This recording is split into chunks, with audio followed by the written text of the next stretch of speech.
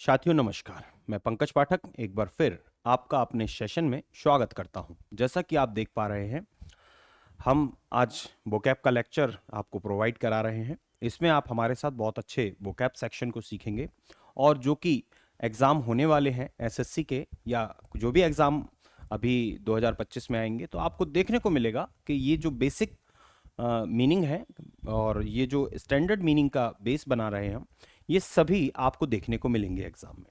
आप हमारे साथ इस चैनल पर बने रहिए और आपको इंग्लिश का बहुत अच्छा कंटेंट हम प्रोवाइड करा रहे हैं।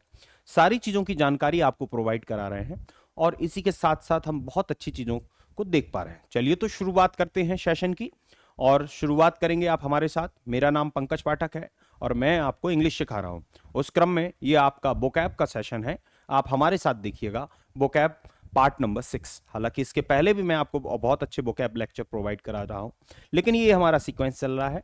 ये मोस्टली आपको फ्राइडे सैटरडे संडे 3 दिन में जरूर मिलेगा, ठीक है। और बाकी मंडे टू फ्राइडे मोस्टली आपको क्या देखने को मिलता है, ग्रामर देखने को मिलती है, जो कि मैं लाइव आके पढ़ाता हूँ रात के 9 बजे। ये रिकॉर्डेड लेक्चर आपको मंडे सैटरडे और सॉरी फ्राइडे सैटरडे संडे 3 दिन आपको ये रिकॉर्डेड लेक्चर आपको मिलेगा, ठीक है, वोकैब का। और बाकी मंडे टू फ्राइडे मैं आपको क्या पढ़ा रहा हूं, अभी वर्तमान में ग्रामर सिखा ही रहा हूं। चलिए तो शुरुआत करते हैं और सेशन की शुरुआत करेंगे। पार्ट 6 है ये, यानी वोकैब का लेक्चर नंबर 6 है। आप जरूर सारी चीजों को देखिए, बहुत अच्छे से समझिए और सारी चीजों तक अपना बेस कंप्लीट कीजिए। चलिए तो शुरुआत करेंगे सेशन की। आइए जरा क्वेश्चन नंबर फर्स्ट। हाँ, इसका पीडीएफ मैं आपको प्रोवाइड कराता हूं एज इट इज, जैसे कि आप भी देख पा रहे हैं। इसके पहले भी मैं आपको इसी प्रकार से पीडीएफ प्रोवाइड कराता था और आपको इसी प्रकार से पीडीएफ आपको अवेलेबल कराई जाएगी। आप सारी चीजों को प्रॉपर तरीके से जान सकते हैं, समझ सकते हैं। चलिए तो शुरुआत करेंगे।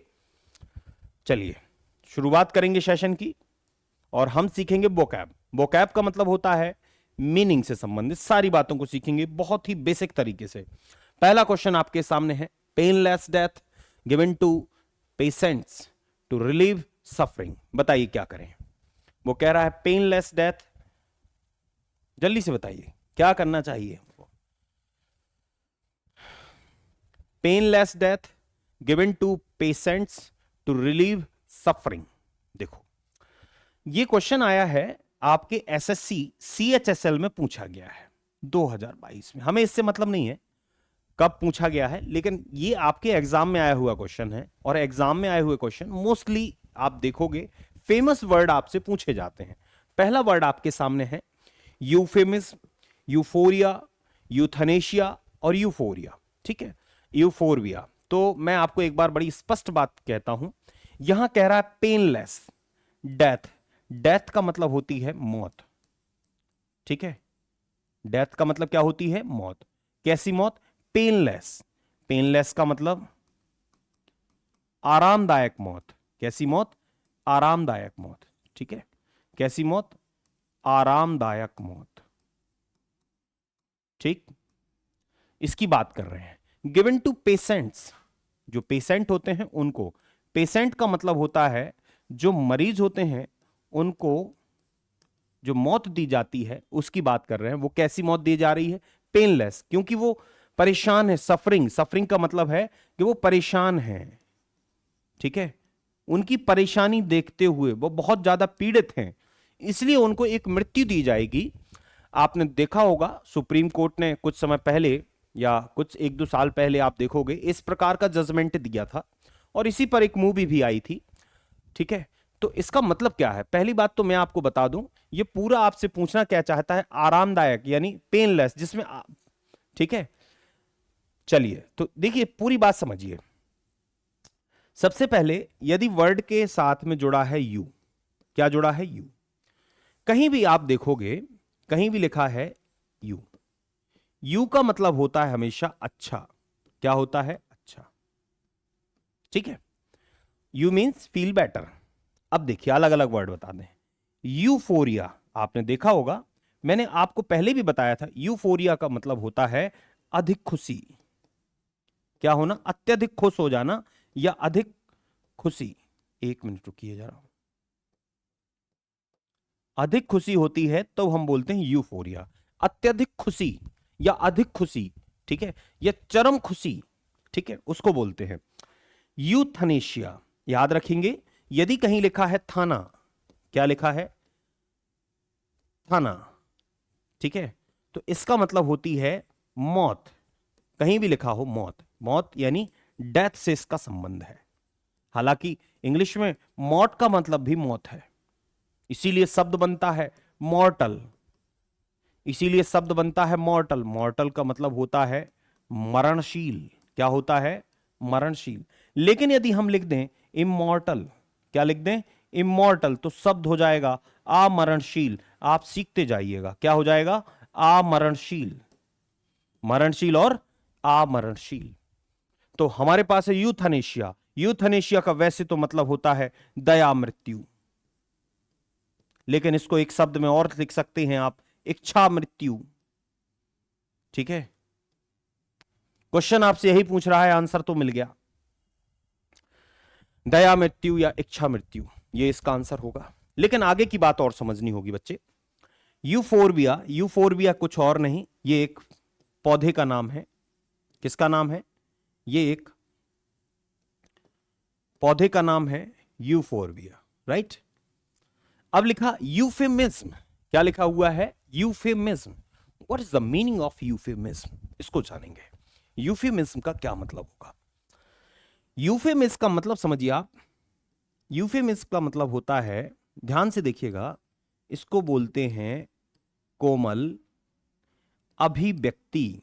आप जानते होंगे कोमल अभिव्यक्ति, ठीक है, कोमल अभिव्यक्ति इसको बोलते हैं, जिसको हम बोलते हैं यूफेमिज्म, ठीक है, जिसको हम क्या बोलते हैं, यूफेमिज्म। यूफेमिज्म का मतलब होता है कोमल अभिव्यक्ति, राइट। कोई समस्या हो तो आप पूछते जाइएगा। आप जब भी हमारे सेशन को देखें, आप कमेंट में इन शब्दों को लिखा जरूर करें एक बार, जिससे आपको शब्द याद हो जाएंगे विथ स्पेलिंग, ठीक है। तो आंसर तो हमें मिल गया, painless death given to patient to relieve suffering.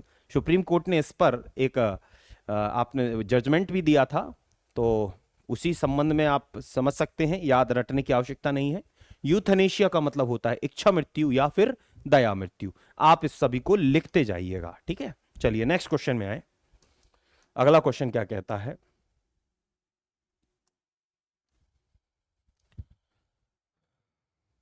देखो आप, substitution of a mild for a very blunt expression. Mild का मतलब होता है, माइल्ड का मतलब होता है कोमल। माइल्ड का क्या मतलब होता है, जस्ट लिसन, माइल्ड का मतलब होता है कोमल, जबकि ब्लंट का मतलब होता है तीव्र। ब्लंट का क्या मतलब होता है, तीव्र। एक्सप्रेशन, एक्सप्रेशन का मतलब होता है, एक्सप्रेशन का मतलब होता है अभिव्यक्ति, ठीक है, क्या है, अभिव्यक्ति।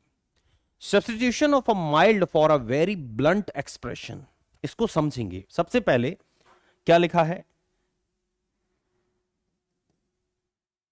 क्या लिखा है, कैलमनी। क्या लिखा है, कैलमनी। कैलमनी का मतलब होता है, इसका मतलब होता है निंदा। किसी की निंदा करते हैं उसको बोलते हैं कैलमनी। कैलमनी का मतलब होती है निंदा। निंदा को आप क्या बोलते हैं, निंदा को इंग्लिश में आप और क्या बोल सकती हैं, कंडेमन। क्या बोलते हैं, कंडेमन, सॉरी, निंदा को आप बोलते हैं कंडेमन। कंडेमन का मतलब भी होती है निंदा। क्या होती है, निंदा। हाइम, हाइम का क्या मतलब होता है, देखो, हाइम का मतलब होता है, आप जानते होंगे, आपने सुना होंगे, सुने होंगे, भजन। क्या होते हैं, भजन, एक प्रकार का संगीत है। तो हाइम का मतलब होता है भजन, एक प्रकार के क्या है, ये संगीत है, ठीक है। फिर लिखा है ट्रूइज्म। क्या लिखा है, ट्रूइज्म। ट्रू से बना है, देखो मैक्सिमम जो वर्ड है वो आप थोड़ा सा परिचित होइए। जैसे मैंने लिखा true, sorry, just a minute, जैसे मैंने लिखा ट्रू, फिर मैंने लिखा, इसी से लिखा मैंने ट्रुथ, क्या रटने की आवश्यकता है हमें? फिर और क्या लिख सकते हैं हम? ट्रूइज्म, इसी से तो बने हैं ये सारे वर्ड, देखो आप, ट्रूइज्म, ठीक है, इसी से बने हुए हैं। जैसे मैं लिखूं फॉल्स, आपने बचपन में देखा होगा फॉल्स, फिर मैं लिखूं फॉल्स, फिर मैंने लिखा फॉल्सहुड हुड, ठीक है। तो ऐसे वर्ड समझिएगा। चलो अभी पहले इसको समझाते हैं। तो ट्रू का मतलब होता है, ट्रू का मतलब होता है सत्य, ट्रुथ, ट्रू, ट्रुथ का मतलब भी क्या है? सत्य। और ट्रूइज्म का मतलब होता है सत्य वचन, ठीक है। तो ट्रूइज्म आईएसएम लिखा है, एब्स्ट्रैक्ट नाउन बनेगा, तो इसका मतलब निकलेगा सत्य वचन। कैसे वचन? सत्य वचन। पूछ क्या रहा है? Substitution of mild for a very blunt, यानी बहुत तीव्र एक्सप्रेशन है, गुस्से में कोई बात बोलनी है लेकिन उस बात को आप बड़े नरम तरीके से बोल देते हैं, उसी को बोलते हैं हम यूफेज्म, यूफेमिज्म। यूफेमिज्म का मतलब होता है कोमल अभिव्यक्ति। क्या बोलेंगे हम? कोमल अभिव्यक्ति, और वो कहलाएगा यूफेमिज्म। यूफेमिज्म का मतलब होता है कोमल अभिव्यक्ति, बहुत ही कोमल अभिव्यक्ति होती है, उसको बोलते हैं यूफेमिज्म। राइट, मेरी बात समझ में आई होगी आपको। क्वेश्चन उसने पूछा है कब? एसएससी सीपीओ में पूछा गया क्वेश्चन है। कब पूछा इससे दिक्कत नहीं है, डेट मैंने मेंशन की है, लेकिन पेपर में पूछा गया क्वेश्चन है, इसलिए हमको रेडी रहना पड़ेगा। और इसका आंसर क्या होगा? यही होगा, यूफेमिज्म। आप अपनी कॉपियों में इनको नोट कर लीजिएगा, और जब आप इसको देखें तो कमेंट में ये लिखते जाएंगे। आप लिखते जाएंगे ना, तो आपको मीनिंग भी याद हो जाएगी और स्पेलिंग भी याद हो जाएगी। तो पहला जो तरीका होगा काफी आसान होगा। आप जब भी हमारे चैनल को देखें, वोकैब देखते हैं, वोकैब को आप कमेंट में टाइप कर लिया करें, जिससे क्या होगा, जब आप टाइप करेंगे तो वो स्पेलिंग आपको याद होगी, स्पेलिंग के साथ साथ उसका हिंदी या जो मीनिंग है वो अपने आप याद होगा, आपको परेशानी नहीं होगी। मैं इसीलिए आपकी लैंग्वेज में इसको पढ़ा रहा हूं, ठीक है, कम से कम समझ में तो आए, है ना। चलो नेक्स्ट क्वेश्चन में आइए। क्या लिखा है वो question? A speech or piece of writing praises somebody. वो कह रहा है एक स्पीच है और पीस ऑफ राइटिंग है प्रेजिंग समबडी। प्रेजिंग का मतलब होता है यहां प्रेजिंग का मतलब प्रशंसा से है, सॉरी, किससे है? प्रशंसा से है। प्रेजिंग का मतलब किससे है? प्रशंसा से है, ठीक। अब कैसी प्रशंसा, किस प्रकार की प्रशंसा, ये सारी चीजें हम यहां पे देख पाएंगे। चलिए तो देखिए, यहां लिखा है आ speech or piece of writing. एक स्पीच है या पीस ऑफ राइटिंग है प्रेजिंग समबडी, जिसमें किसी को क्या कहा जाता है? किसी की प्रशंसा की जाती है। यहां पे हमारे साथ बहुत आप देख पाओगे बहुत सारे वर्ड हैं, इनको एक बार देखेंगे, ठीक है, क्या कह रहा है, क्या कहना चाहता है ये, ठीक। तो आप देखो जरा, एक एक शब्द को हम एक्सप्लेन करेंगे, आप बड़े ध्यान से देखिएगा। सबसे पहले हम एंगियोलॉजी को बताते हैं। देखो, एंगियोलॉजी बताने के पहले मैं आपको बता देता हूं, जिस वर्ड के साथ में LOGY लॉजी जुड़ा रहता है, क्या जुड़ा रहता है? लॉजी। इसका मतलब होता है स्टडी। स्टडी मींस अध्ययन, ये इसका बेसिक मतलब होता है।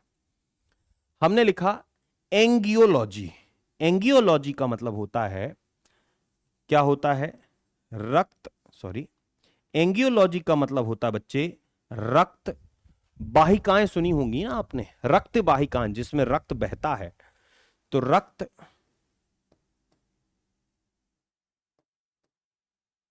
एक मिनट, रक्त वाहिनियों,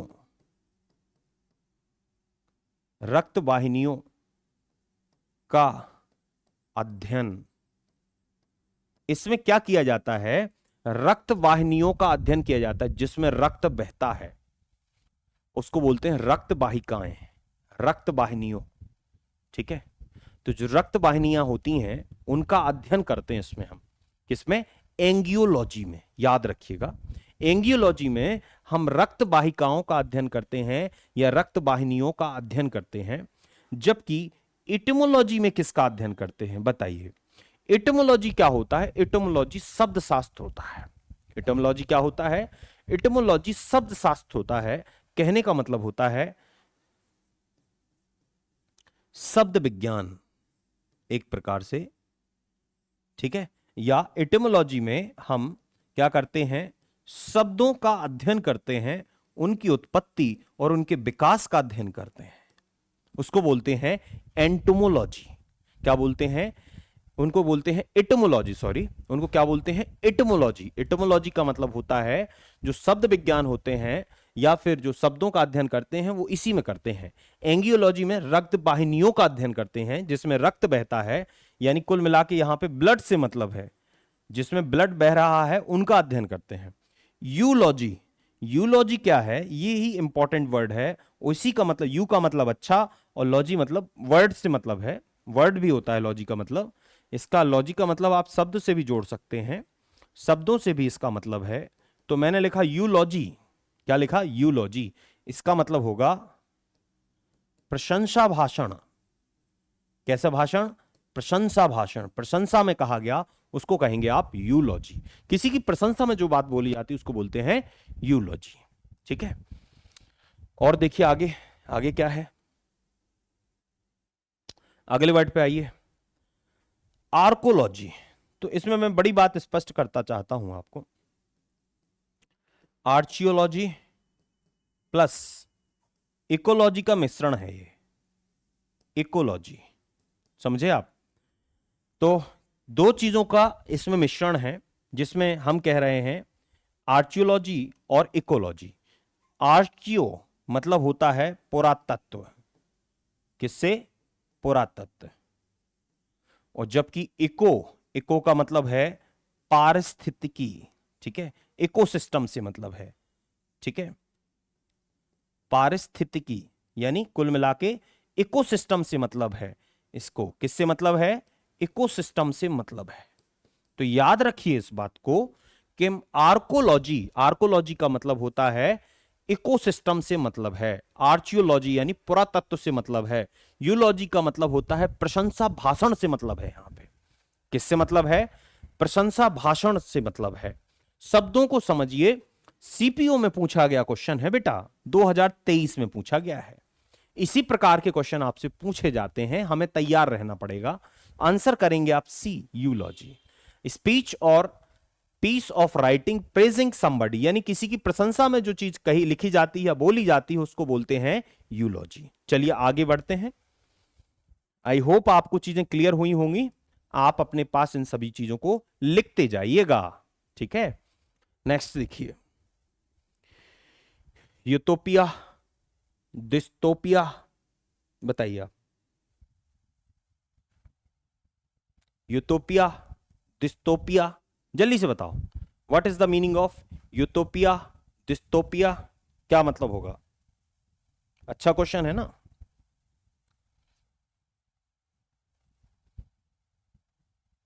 बताइए जल्दी से। यूटोपिया, डिस्टोपिया,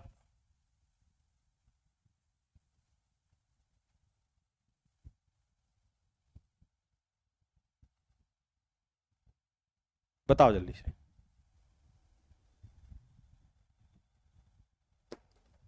देखो, पहली बात तो आपको कुछ चीजें मैं समझा देता हूं, ठीक है।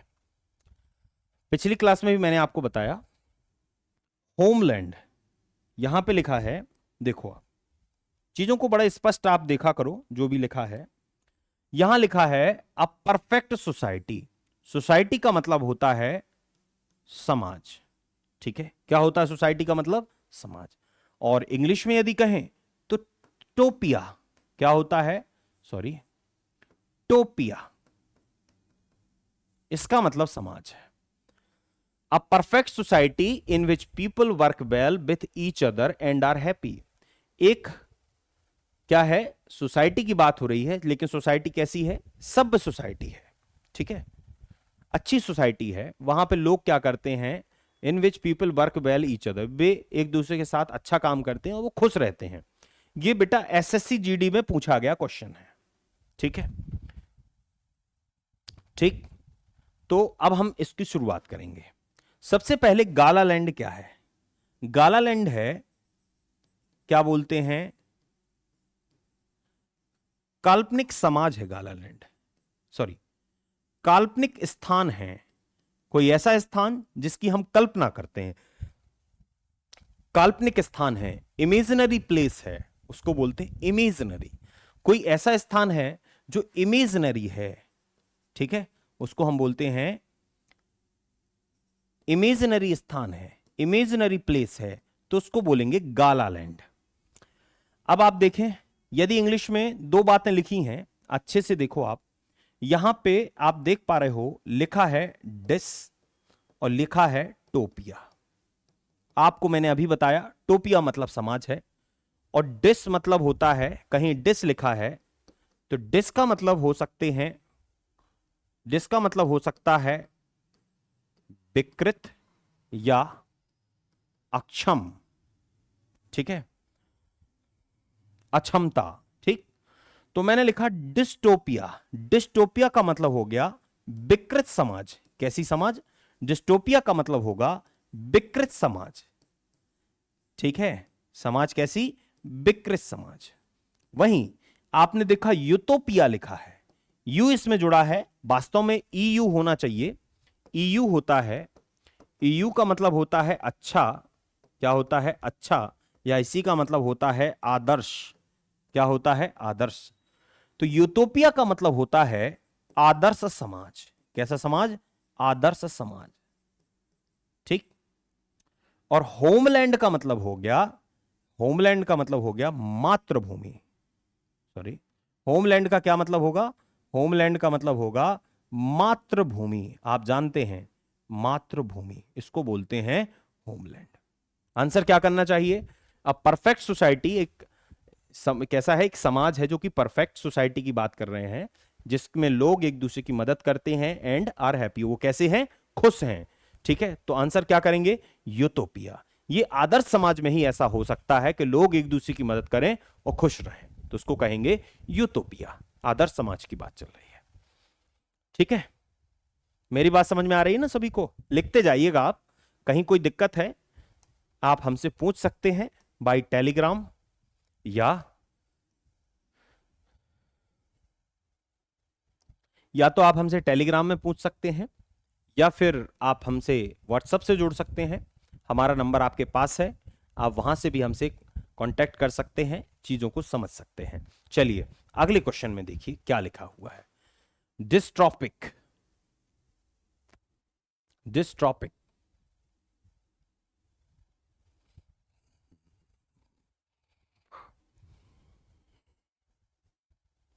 बताइए। देखो मैं बताता हूं, ये जो वर्ड उसने हमसे पूछा, शब्द का क्या नाम है? डिस्ट्रॉपिक। एक बार मैं इसको लिख के बताता हूं आपको। यदि वर्ड लिखा है डिस्ट्रॉपिक,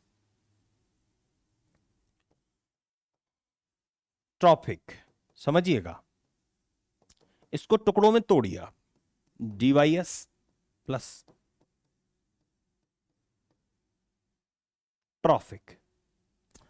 इसका मतलब क्या है? इसका मतलब मैंने अभी अभी बताया, बैड यानी बुरा। इसी को हम चाहें तो विकृत, ऐसी चीजें बोल सकते हैं। और ट्रॉपिक, ट्रॉपिक का मतलब होता है नॉरिशमेंट, हिंदी में कहेंगे पोषण से मतलब है। और पोषण को इंग्लिश में क्या बोलते हैं? नॉरिशमेंट। क्या बोलेंगे? नॉरिशमेंट, ये बोलते हैं इसको, पोषण को। तो हमने कहा डिस्ट्रॉपिक, डिस्ट्रॉपिक का मतलब होता है पोषण से, तो ट्रॉपिक मतलब हो गया पोषण, जिसका मतलब है नॉरिशमेंट, और डिस का मतलब होता है बैड या विकृत, ठीक है। चलो आगे बढ़ते हैं, चीजों को समझते हैं, ठीक है। तो डिस्ट्रॉपिक, अच्छा, अब डिस्ट्रॉपिक का मतलब होगा कुपोषण। इसको हिंदी में कहें तो डिस्ट्रॉपिक को हम कहेंगे कुपोषण। क्या कहेंगे? कुपोषण, यानी अच्छा पोषण ना हो।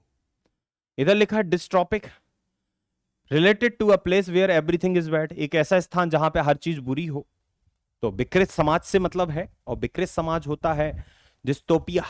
क्या है इसका जो हिंदी मतलब होता है, ये जो लिखा हुआ है ना, जहां पे सब कुछ बुरा है, तो हम ऐसी कोई समाज की बात करेंगे जहां पे डिस्टोपिया कहेंगे। Causing generation in of spring produced, और ये क्या है, बैड नॉरिशमेंट। जो बैड नॉरिशमेंट है इसका ही मतलब है, क्या मतलब है, डिस्ट्रॉफिक। आंसर होगा bad nourishment. Difficult in breathing, ये इससे मतलब नहीं है इसको, ठीक है। तो आंसर होगा आपका क्या, बैड नॉरिशमेंट। चलिए आगे चलें, नेक्स्ट क्वेश्चन में आइए।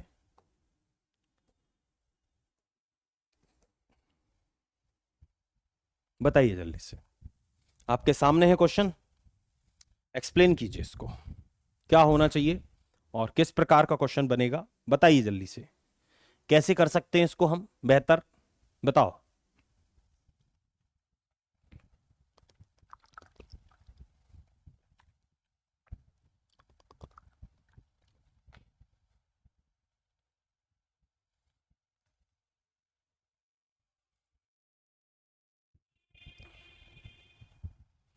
देखो इसको कैसे करते हैं, एक बार इसको समझते हैं। क्वेश्चन क्या कह रहा है, which words means a state of being well nourished और हेल्दी।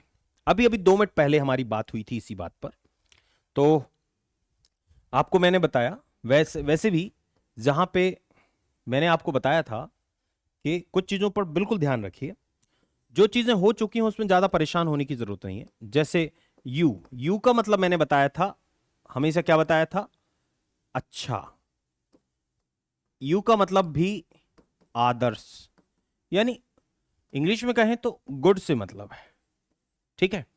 यहां लिखा which word means I state of being well nourished और हेल्दी, वो कह रहा है इन शब्दों में से किसका मतलब है कि स्टेट ऑफ बीइंग वेल नॉरिश्ड, जहां पे नॉरिश्ड की बात हो रही है और हेल्दी चीजों की बात हो रही है, यानी state of being well नॉरिश्ड।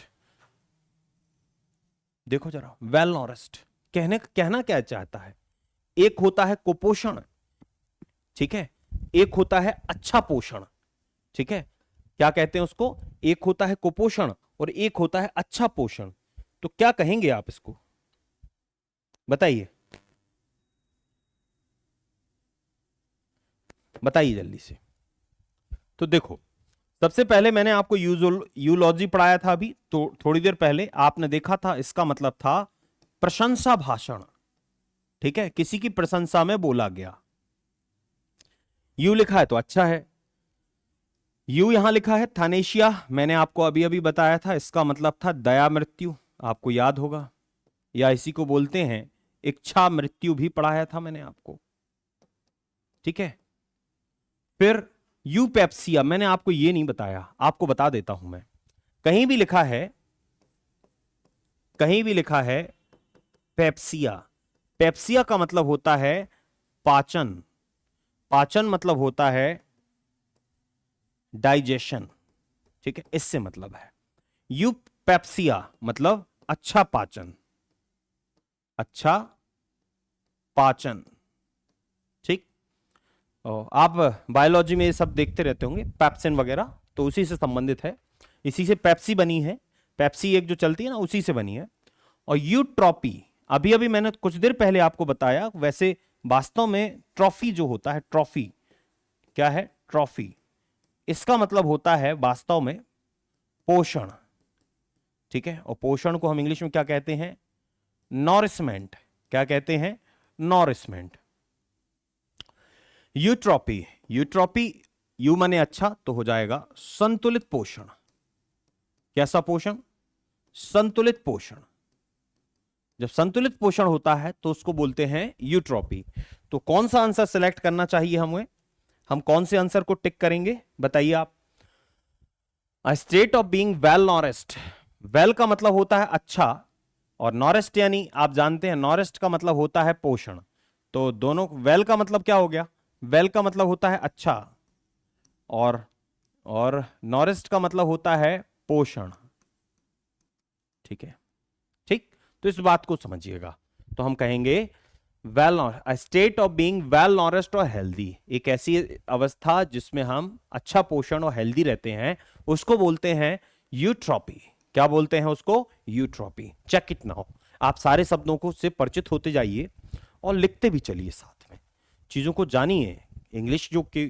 English के जो वर्ड्स हैं वो कितने आसान हैं, उनको समझें एक बार, और वही समझाने की प्रोसेस यहां चल रही है। शब्दों से आपका परिचय होना चाहिए, रटने की कोशिश हमारी कम हो। ठीक है, नेक्स्ट क्वेश्चन आइए।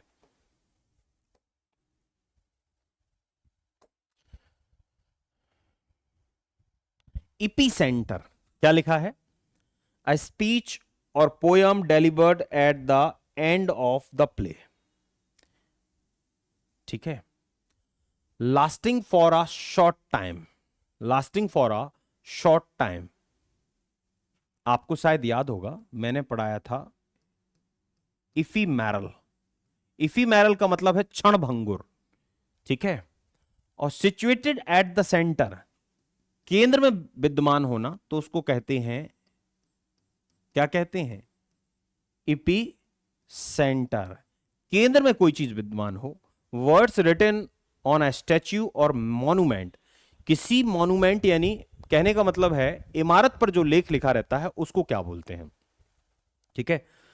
तो जो इमारत पर लेख लिखा रहता है, इसका मतलब वही है, वर्ड्स रिटन ऑन किसी स्टैच्यू पर या किसी मॉन्यूमेंट पर जो लिखा रहता है, उसको इंग्लिश में कहते हैं हम इपीग्राफ। क्या कहते हैं? इपीग्राफ। जो इंग्लिश में किसी इमारत पर लिखा रहता है उसको बोलते हैं। अ स्पीच और poem delivered at the end of the play, यानी किसी प्ले के अंत में जो भाषण दिया जाता है उसको क्या बोलते हैं? बताओ जल्दी से। एक तो होता है स्वागत भाषण, एक होता है अंतिम भाषण, वो बताना है हमको। तो उसको क्या बोलते हैं जो अंत में भाषण दिया जाता है? End of the play. ठीक है। फेयरवेल स्पीच, जैसे मैंने नाम कहा था आपसे, आपको शायद याद होगा, मैंने आपको बताया था फेयरवेल स्पीच। ठीक है। क्या बताया था मैंने आपको? Farewell speech. उसको क्या बोलते हैं? जल्दी से बताओ। फेयरवेल स्पीच क्या कहलाता है? फेयरवेल स्पीच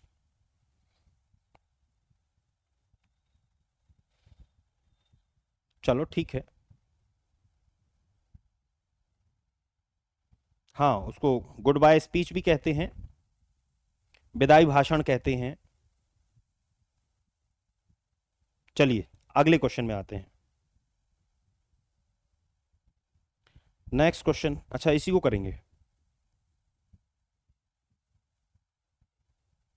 चलिए नेक्स्ट, अभी एक मिनट रुकिए जरा, ये वैसे आपसे बनता होगा।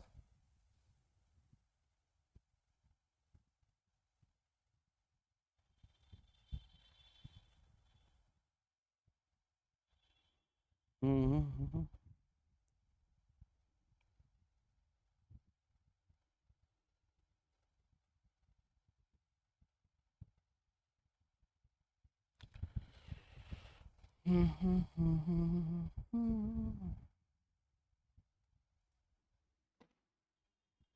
बताइए क्या होना चाहिए इसमें? एक मिनट रुको जरा, एक मिनट।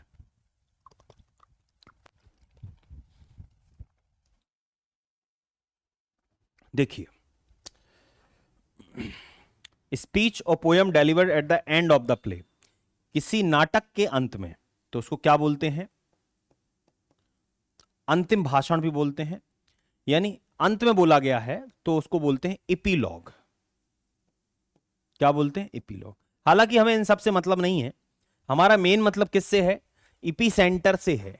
इपी सेंटर का मतलब होता है जो किसी चीज के मध्य में स्थित हो, सिचुएटेड एट द सेंटर, किसी के केंद्र में स्थित हो कोई चीज। ठीक है, किसी के केंद्र में स्थित हो। ठीक, यदि कोई चीज किसी के केंद्र में स्थित है तो हमें इन शब्दों से कोई लेना देना नहीं है। ठीक है, हमें मतलब किससे है?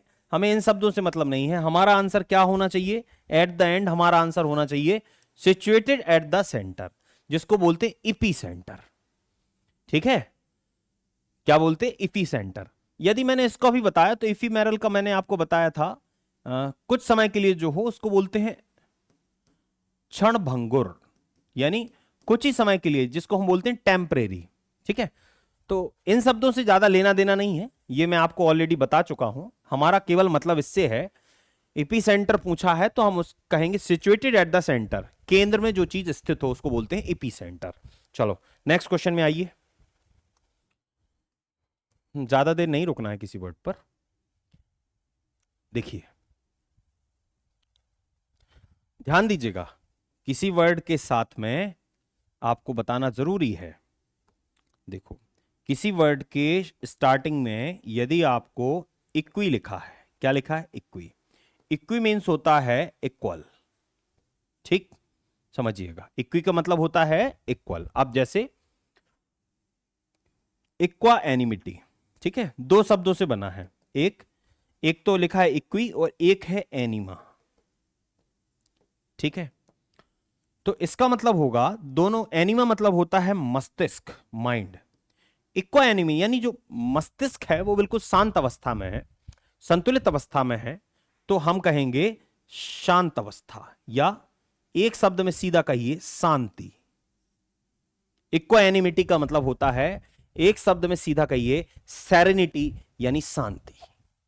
ठीक है, जिसको हम इंग्लिश में चाहें तो लिख सकते हैं कामनेस, सॉरी इंग्लिश में क्या लिख सकते हैं जिसको हम कामनेस लिख सकते हैं, शांति, इसका मतलब होगा शांति। ठीक है, इक्विलिब्रियम, इक्विलिब्रियम ये क्या चीज है भाई? इक्विलिब्रियम बताओ। देखो इक्विलिब्रियम का मतलब होता है संतुलन। ठीक है, लिब्रा यानी, इसमें एक वर्ड लिखा है लिब्रा, क्या लिखा है? एक वर्ड लिखा है लिब्रा, और लिब्रा का मतलब होता है बैलेंस। ठीक है, बैलेंस का मतलब होता है तुला या तुलना। तो लिब्रा माने एक प्रकार से क्या करना? तुलना। इसीलिए इक्वी की वजह से हमने लिखा संतुलन। इक्विवेलेंट, इक्विवेलेंट, इक्विवेलेंट का मतलब होता है समान मूल्य, समान मूल्य। तो एक प्रकार से यह समान क्या होना चाहिए? वजन या समान मूल्य, तो इसको हम बोलते हैं इक्विवेलेंट। और इक्विटी, इक्विटी का मतलब होती है निष्पक्षता। क्या होती है? निष्पक्षता या न्याय संगतता। ठीक है, निष्पक्षता। ठीक, तो निष्पक्षता इक्विटी होती है, जिसमें हम किसी का पक्षपात नहीं करते। न्यायप्रियता ये सभी उसी में आएगा। ठीक है, न्याय संगतता, इम्पार्शियलिटी, निष्पक्षता। तो आंसर क्या करें आप बताओ जरा? इम्पार्शियलिटी, फेयरनेस, जस्टिस, जस्टनेस, यानी इसका मतलब न्यायप्रियता से है, न्याय से मतलब है। ठीक है, और फेयर का मतलब यहां पे उचित से मतलब है, उचित, जो चीजें उचित होती हैं, उचित, फेयर यानी उचित। और पार्शियल का मतलब होता है इम्पार्शियलिटी, इम्पार्शियल यानी इसका मतलब है निष्पक्षता। क्या है? सॉरी, इसका मतलब है निष्पक्षता। एक मिनट रुकिए जरा, निष्पक्षता इससे मतलब है। तो आंसर क्या करेंगे आप? आंसर करेंगे आप इक्विटी। क्या करेंगे? इक्विटी। इक्विटी का मतलब होता है निष्पक्षता, बिना पक्षपात के, बिना पक्षपात की जो चीजें होंगी उसको कहेंगे इक्विटी। राइट, चलिए, तो ये बात आपको समझ में आई। अब आइए नेक्स्ट क्वेश्चन पे चलते हैं। अगला क्वेश्चन क्या कहता है? ठीक है, हाँ मीनिंग आपको आनी चाहिए, इंपॉर्टेंट टर्मिनोलॉजी होती मीनिंग। ये देखो लिखा है इनइक्विटी। अभी अभी हमने देखा 1 मिनट पहले, यदि हमने कहें कि हमने क्या देखा अभी 1 मिनट पहले, तो अभी हमने 1 मिनट पहले देखा, क्या देखा? हमने देखा equity, EQUIT, in equity. Equity का मतलब लिखा था क्या? वैसे तो जस्टिस होता है, इसका मतलब क्या होता है? जस्टिस। यानी इक्विटी का मतलब एक मतलब तो होता है जस्टिस, जस्टिस का मतलब होता है न्याय, निष्पक्षता, इक्विटी मतलब। लेकिन यदि मैं लिख दूं इन इक्विटी, तो शब्द निगेटिव बन जाएगा। क्या बन जाएगा? यदि मैं लिख दूं इन इक्विटी तो शब्द बन जाएगा नेगेटिव, और जब शब्द आपका नेगेटिव बनेगा तो आप क्या कहेंगे? आप कहेंगे इनइक्विटी। इनइक्विटी का मतलब होता है इनजस्टिस, ठीक है, या दूसरी भाषा में कहें lack of justice. Lack of justice जिसका मतलब होता है अन्याय। क्या है? अन्याय। ठीक है, तो इसको आपको बहुत अच्छे से समझना है। चलिए मैं आपको सारी बातें यहां पे लिख के दिखाता हूं। ये लिखा है इक्वल इन वैल्यू और नंबर, तो मैंने इसका नाम दिया था इक्विवेलेंट, ठीक है, जिसमें समान मूल्य और समान संख्या हो उसको बोलेंगे equivalent. A state of balance between opposing forces, यानी अपोजिंग जो फोर्स हैं उनके बीच बैलेंस, तो इसके लिए मैंने आपसे कहा था संतुलन। संतुलन बनाना, बैलेंस बनाना, संतुलन बनाना। कामनेस ऑफ माइंड, मानसिक शांति, तो हमने आपसे कहा था इसके लिए आप लिखें इक्वानिमिटी, मानसिक शांति।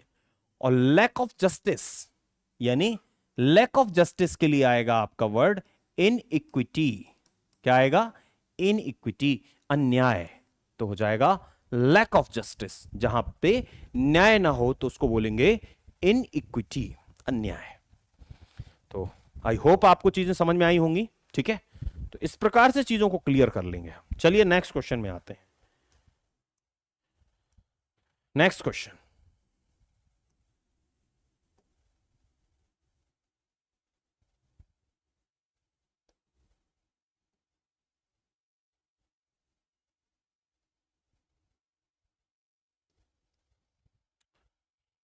Which word means not ambiguous clear.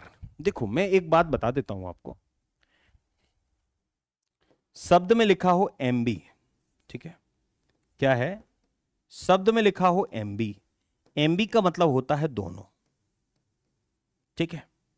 और यदि मैं लिख दूं एम्बिग्यूअस,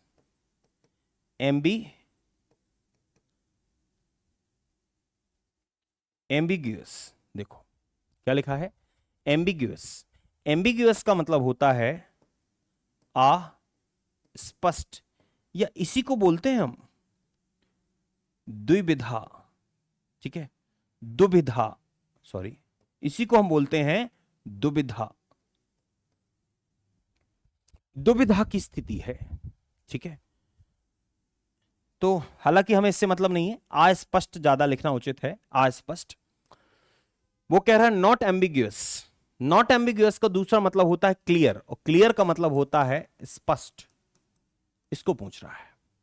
नॉट एम्बिग्यूअस का मतलब हिंदी में होता है स्पष्ट, जो चीज स्पष्ट हो, नॉट एम्बिग्यूअस। तो नॉट एम्बिग्यूअस मींस जो चीज कैसी हो आपकी? स्पष्ट हो। जो स्पष्ट होती है उसको बोलते हैं नॉट एम्बिग्यूअस, यानी क्लियर। अब देखिए आप सारी बातों को यहां से देखना पड़ेगा। इक्विटेबल लिखा है, इक्विएबल लिखा है, तो आपको थोड़ा समझना है। सबसे पहले अनइक्विवोकल। अच्छा, एक और बात समझिए, एक और बात समझिए। एम्बिग्यूअस यानी अस्पष्ट, इसी का पर्यायवाची है इक्विवोकल, इसी का पर्यायवाची है इक्विवोकल, यानी यह भी अस्पष्टता की स्थिति है, इक्विवोकल, ठीक है। यानी आवाज से क्लियर ना पता लगे कि जो शब्द, जो बात बोली जा रही वो स्पष्ट है क्या है। अनइक्विवोकल का मतलब है क्लियर, ठीक है, क्लियर। इसी को हिंदी में कहते हैं स्पष्ट, सॉरी, इसी को हिंदी में क्या कहते हैं? एक मिनट रुकिए, स्पष्ट, ठीक है। इक्विवेलेंट, इक्विवेलेंट यानी इक्वल वैल्यू और नंबर। अभी अभी बताया ना मैंने आपको, इक्वल वैल्यू और नंबर। नंबर यानी समान मूल्य या समान संख्या, जिसको हम बोलते हैं, हाँ ठीक है। इक्विटेबल सेम बात है, और इक्विएबल, अच्छा यहां पे समस्या हो सकती है कि हम इक्विएबल और इक्विएबल और इक्विटेबल में थोड़ी सी समस्या आपको हो सकती है समझने में, तो वो आप देखिए, इक्विटेबल और इक्विएबल दोनों में थोड़ा सा फर्क है। क्या फर्क है? देखिए दोनों में क्या फर्क है। यदि मैं इसकी बात करूं तो ये जो इक्विटेबल बना है और इक्विएबल, देखो ये जो इक्विटेबल बना है, यदि मैं लिखता हूं इक्विटी और यदि मैं लिखता हूं इक्विटेबल, फर्क क्या है? ये आपका नाउन है और ये आपका क्या है? एडजेक्टिव है, विशेषण है। तो इक्विएबल, इक्विटेबल और इक्विटी, इसका मतलब मैंने कहा था निष्पक्षता, कहा था ना आपसे, निष्पक्षता, और इसका मतलब हो जाएगा निष्पक्ष, बस इतना फर्क होता है। तो जब आप इक्विटेबल लिखेंगे, क्या लिखेंगे? जब आप इक्विटेबल लिखेंगे तो इसका मतलब हो जाएगा निष्पक्ष या न्याय संगत। क्या लिखेंगे? न्याय संगत। वहीं इक्विएबल, इक्विएबल का मतलब होता है स्थिर, स्थिर, इसी को बोलेंगे शांत। क्या बोलेंगे? शांत, इसी को बोलेंगे शांत। तो मेरी बात समझ में आई आपको? चलो आगे बढ़ते हैं, है ना। तो इस प्रकार से चीजों को आप करते जाइए।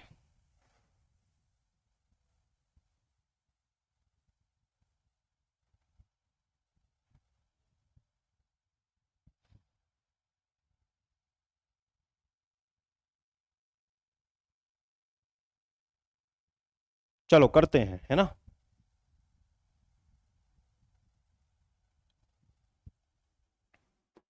देखिए, तो मेरी बात आपको समझ में आई। तो इस प्रकार से हम लिखते हैं इक्विएबल यानी शांत। आंसर क्या होगा? जिसका मतलब है विच word means non ambiguous, clear, स्थिर, सॉरी स्पष्ट। क्लियर इसका मतलब होना चाहिए, ये जो क्लियर है इसका मतलब है स्पष्ट।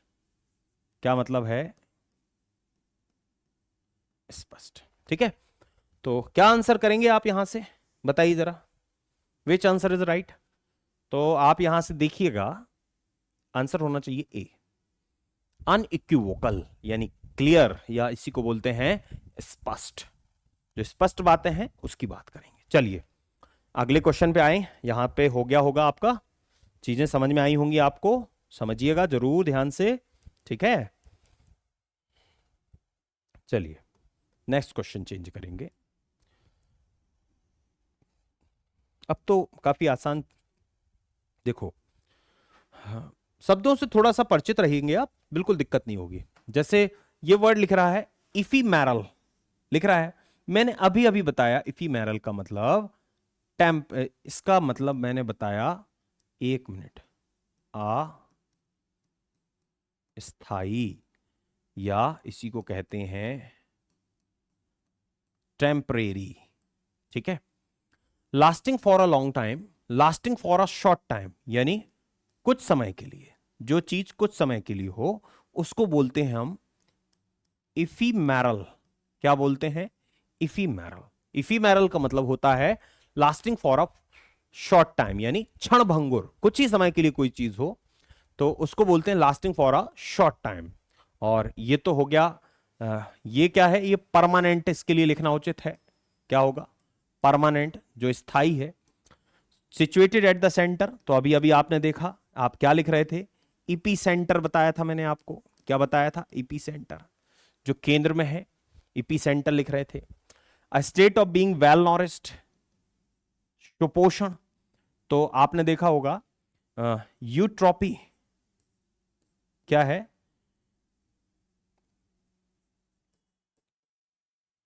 यूट्रोफी, ठीक है, यूट्रोपी। तो आपको बात समझ में आई होगी कि जब हम नॉरिशमेंट की बात करते हैं तो यूट्रोपी, यूट्रोपी यानी वेल नॉरिश्ड। लेकिन उसने पूछा यूफीमेरल, लॉन्ग लास्टिंग, अस्थाई, क्षणभंगुर, तो कहेंगे इफीमेरल। हाल ही में हमने देखा उसको। ठीक है, नेक्स्ट क्वेश्चन में आइए। धीरे धीरे याद हो जाएंगे सारे वर्ड आपको, काफी आसान है। अगला क्वेश्चन देखिए क्या लिख रहा है। A piece of writing, a piece of writing full of praise, यानी एक ऐसी राइटिंग है जिसमें हम किसी चीज की प्रशंसा कर रहे हैं। A piece of writing full of praise, यानी ऐसा कुछ लिखा है जिसमें पूरे तरीके से क्या है, प्रेज है। प्रेज का मतलब क्या है, प्रशंसा है। ठीक है, तो क्या करेंगे, यूफेमिज्म। यूफेमिज्म का मैंने बताया था अभी आपको, कोमल अभिव्यक्ति, यानी अभिव्यक्ति करना, कठोर शब्दों को भी आसान शब्दों में लिखना, तो उसको कहेंगे कोमल अभिव्यक्ति। राइट। फिर आया है यूपेप्सिया। यूपेप्सिया यानी अच्छा पाचन, अभी बताया था मैंने आपको, अच्छा पाचन। ठीक है, गुड डाइजेशन जिसको हम कहेंगे, गुड डाइजेशन। ठीक है, गुड डाइजेशन। यूथनेशिया, यूथनेशिया का मतलब होता है दया मृत्यु।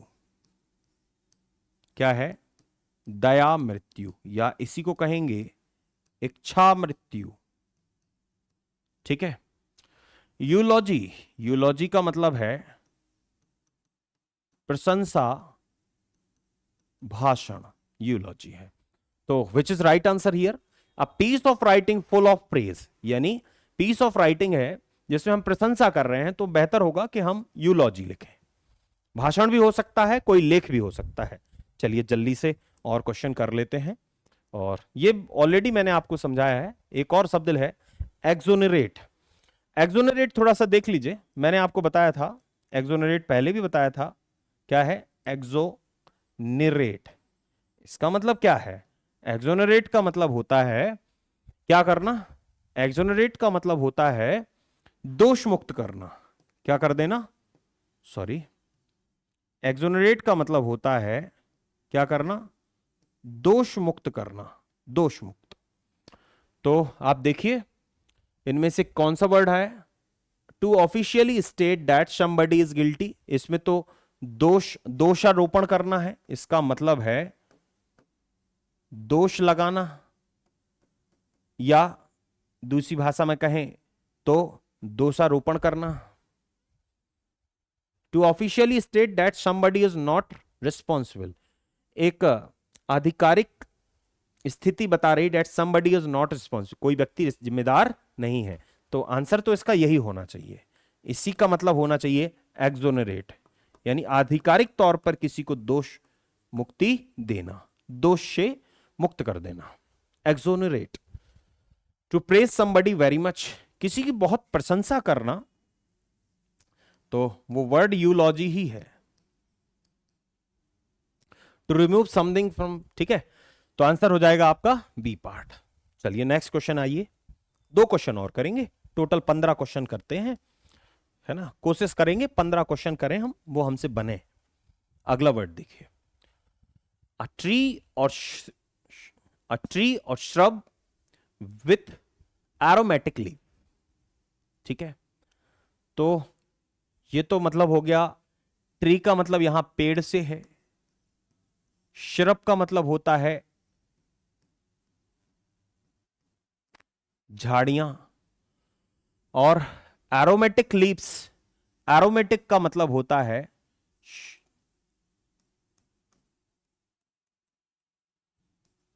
सुगंधित। तो यूथनेशिया मैंने बताया अभी, दया मृत्यु, you have to remember it. Eupepsia अच्छा पाचन, क्या है, अच्छा पाचन। ठीक। यूट्रॉपी, यूट्रॉपी यानी कैसा, यूट्रॉफी, यूट्रॉफी का मतलब होता है वेल नॉरिस्ड, यानी संतुलित पोषण। एक मिनट, संतुलित पोषण, यूट्रॉपी। और यूकेलिप्टस, यूकेलिप्टस का मतलब यही है क्या, अ ट्री और सर्व विथ एरोमेटिक लीव्स, यानी सुगंधित पत्तियों वाला पेड़, इसका मतलब है, एक मिनट, सुगंधित पत्तियों का पेड़। आंसर होना चाहिए यूकैलिप्टस। क्या होना चाहिए? यूकैलिप्टस। ठीक है, एक और करेंगे चूंकि हम कर रहे हैं, तो एक लास्ट क्वेश्चन और करेंगे और आई होप आपसे बन रहा होगा, इट मे बी। ठीक है, नेक्स्ट क्वेश्चन देखिए, लास्ट है। वो कह रहा है एक तारीख, जिस तारीख को the dates when days and nights are equal length. एक ऐसी तारीख या ऐसी तारीख है जिस दिन दिन और रात की लंबाई बराबर हो, और दिन और रात की लंबाई बराबर होती है, उसको इंग्लिश में बोलते हैं, उसको क्या बोलते हैं इंग्लिश में? उसको इंग्लिश में मैंने आपको सिखाया है, उसको बोलते हैं इक्विनॉक्स। हिंदी में कहेंगे विषुव। क्या कहेंगे? विषुव। अच्छा, यहां पे देखें, इक्विनॉक्स, दिन और रात की लंबाई जब बराबर होती है तो उसको बोलते हैं विषुव। ठीक है, सॉलिस्टिस, सॉलिस्टिस का मतलब दिन और रात की लंबाई का सर्वाधिक होना, सॉलिस्टिस कहते हैं। या इसको पढ़ेंगे अयनांत। क्या पढ़ेंगे? अयनांत। यानी दिन और लंबाई, दिन व रात की लंबाई कैसी हो? अधिक। दिन और रात की लंबाई का अधिक होना, उसको कहते हैं क्या? सॉलिस्टिस। इक्लिप्स, इक्लिप्स का मतलब होता है ग्रहण। ठीक है, चंद्र ग्रहण या सूर्य ग्रहण। ग्रहण आप जानते होंगे। स्टेलर, स्टेलर का मतलब है तारों से संबंधित, तारों से संबंधित। राइट। तो बच्चे, आपको ये पहले भी मैंने एक्सप्लेन किया है, और जो लोग हमें नए देख रहे हैं वो जरूर चीजों को समझिएगा। एग्जाम में आए हुए क्वेश्चन हैं, उन पर हम फोकस ला रहे हैं। आपका एग्जाम में किस प्रकार के क्वेश्चन आते हैं और हमें किस प्रकार की तैयारी करनी है। तो आई होप आपको सारी चीजें बड़ी क्लियर समझ में आई होंगी, सारी चीजों की जानकारी आप तक मैंने पहुंचाई, और आपको इसी प्रकार से मीनिंग आपको फ्राइडे, सैटरडे और संडे में 3 दिन आपको मीनिंग सेशन रखे जाएंगे, जो कि रिकॉर्डेड लेक्चर आपको प्रोवाइड कराए जाएंगे। और बाकी दिन जो भी आपको लेक्चर मिलते हैं ग्रामर के, वो आपने देखे होंगे, हमारे लाइव लेक्चर रहते हैं रात के 9 बजे से रहता है 10 बजे तक, जो कि रेगुलर है। ठीक है, और बाकी बाकी दिन आपको वोकैब सेक्शन देखने को मिलेंगे। ठीक है, खासकर फ्राइडे, सैटरडे और संडे में।